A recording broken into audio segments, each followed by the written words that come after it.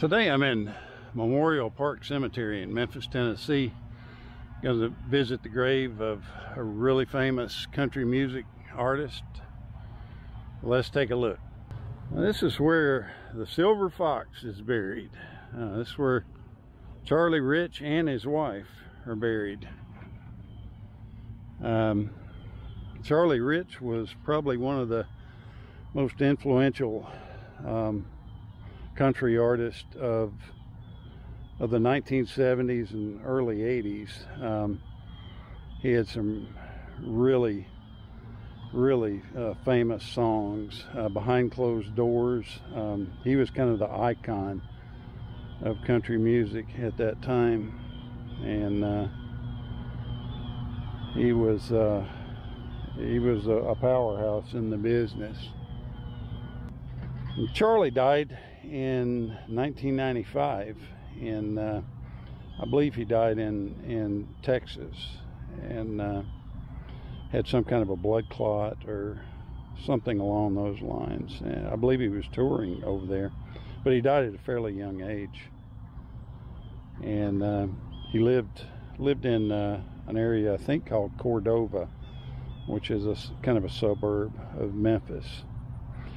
Boy, this guy had a lot of hit songs, and was the big thing in all the country music awards.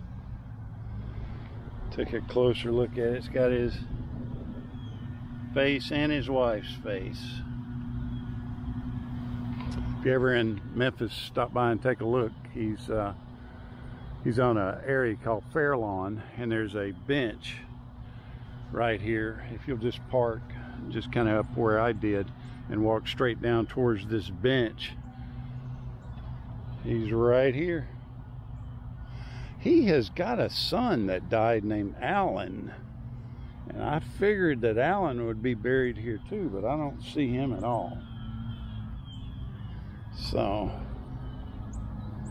anyway, I hope you enjoyed it. This is where Charlie Rich is laid to rest. I'm still at Memorial Park Cemetery in Memphis, and we're going to take a look at an influential person in the music scene. So let's take a look. This is where Sam Phillips is laid to rest. Sam Phillips is the guy that started Sun Records in just outside of downtown Memphis. He was responsible for Elvis Presley, Jerry Lee Lewis, Johnny Cash, and some others. He was a big name in the music scene.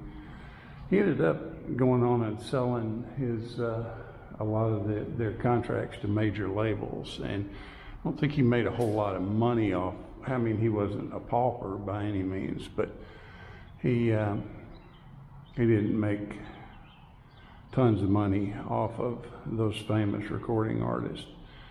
I think he sold Elvis's contract for $35,000 to, I believe, RCA. But back in the early 80s, I actually did some work here at Memorial Park and got to meet Sam Phillips on a couple of occasions. He used to come in here, and there was one of the guys that worked for me that did some landscape work for Sam at his house. And he's a heck of a nice guy. You'd never know that he had rubbed noses with all those famous people. I really liked Sam. He was in the radio business here too. He had a station, I think it was called WLBS. But this is where Sam is laid to rest. So if you're in Memphis, come by and pay your respects to Sam Phillips, the guy that started Sun Studios. It's a little bit confusing to get to. Once you figure out where it's at, it's not that bad. You can park just right out in this direction, and then you kind of have to walk around this courtyard and come into this inner courtyard, and that's where you'll see him. So thanks again for watching, guys. Well, I'm still in Memorial Park Cemetery in Memphis, Tennessee, and we're going to look at a musician that was influential in the rhythm and blues of the 1970s. So let's take a look. Now, this is where Isaac Hayes is laid to rest. He died in 2008.